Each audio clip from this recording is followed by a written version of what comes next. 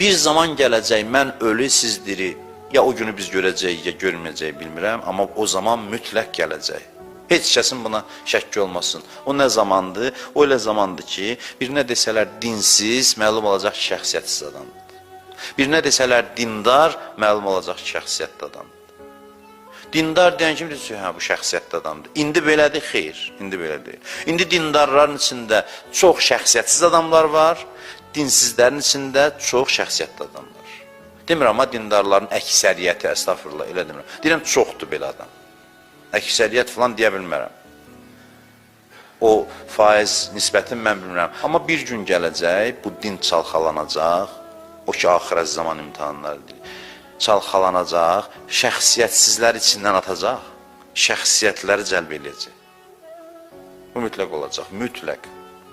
Elə ki, şəxsiyyətsizləri atdı, çıxartdı içindən, qalacaq şəxsiyyətlilər və kənarda qalan dinsiz şəxsiyyətli adamlar, amma dinlər yoxdur. Onlar mütləq gələcəklər, onlar dini qəbul edəcəklər mütləq. Din güclü adamların əyninə biçilib. Din qüdrətli adamların əyninə biçilib. Heyfdir, güclü adamlar dindən uzaq qalsın. Çünki güclü adamlar dinə gəlsələr möcüzələr yaradır, zirvələrə qalxır. Elə məqamları fəth edir ki, heç kəsin heç, belə deyim, oranın iyini qoxusunu hiss eləməyib. Güclü adamı gətir dinə, bilsin ki, anladasan ki, güclə din tam mütənasibdir bir-birinə. Bunu göstər, gör nə inir. Bəzən biri səcdə edir Allaha. Deyir, Subhanə Rabbiyəl əla və bəhəmdə. Allah deyir, şuluq eləmə, çəkil ged mənə. Nə üçün deyir? Deyir ki, sən bu səcdənin qiyməti yoxdur. Çünki sən elə hamının qabağında əyilirsən, bir də mən. Sən elə xislətin budur əyilmək. Gəlmirsən, indi burada oyun çıxartma, Subhanə Rabbiyəl əla. Elə sən elə hamının qabağında əyilən adamsan, boynu bükük adamsan, indi də həmin o xislətin gətirib səni mənim qabağımda səcdəyə salır.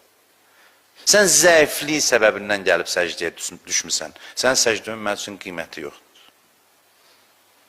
Sən öyrəşmirsən əyilməyə, indi gəlib burada əyilmirsən. Bu əyilməyin mənim üçün heç bir qiyməti yoxdur. Biri də var Əli əleyhissalamın səcdəsi. Həzrət Əli əleyhissalamın. Heç kimə əyilməyən adamın gəlib Allah qabağında alnını yerə qoyması görməli mənzərədir. Ləzzətli səcdədir. Əsl mənasında səcdədir. Səcdə bu deməkdir əslində. Səcdənin mənası budur.